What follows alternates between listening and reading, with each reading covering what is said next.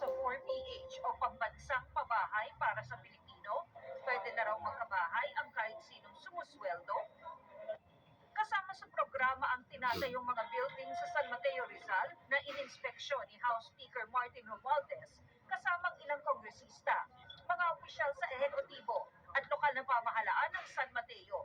Magka-partner ang Department of Housing, Settlement and Urban Development o DSUD at San Mateo LGU sa proyekto.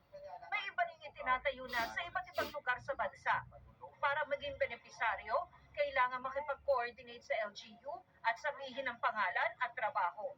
Kahit daw informal settler families o ISF, pwedeng sumali. Halo to, basta may trabaho, may bahay.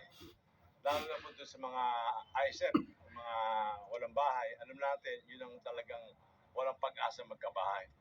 Number one, beneficiary sila dito. Kaya itong programa to ay nakatuon para sa lahat, para sa mahihirap.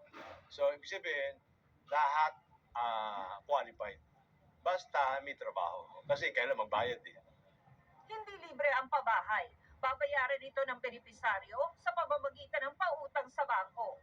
Paano kung hindi naman kasyang paghulog ang kinikita?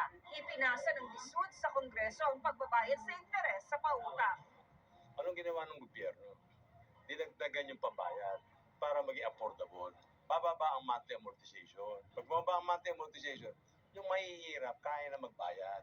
10 billion pesos ang hinihingi ng DSUD sa Kongreso, sapat para sa 100,000 housing units. We shall prioritize this para masuportahan talaga itong housing program ng ating Pangulo dito sa Legacy Housing Project. So we think that the 10 billion interest subsidy, we can set that aside for this particular priority program. Para masiguro magtutuloy-tuloy ang programa, kahit mag-iba ang administrasyon, nais ng DSUD na magkaroon ng batas para dito.